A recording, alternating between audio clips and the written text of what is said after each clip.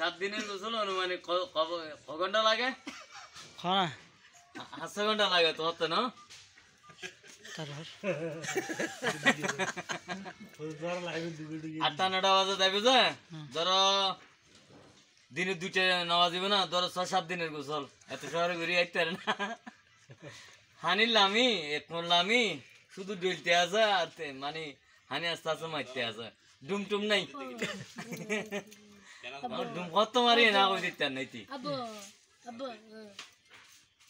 খার কথা কইতে লাগবে তোমার কথা ডাক্তার আসল সেটা যে কানার টেম্বার তুমি দেখো গোসলের টেম্বার 7 দিনে একবার, 20 দিন 20 শুক্রবার দিলে তোমার ফেসবুক যেগুলো একদম দা বাজাইবো। তোমার বক্তব্য ফেস করো।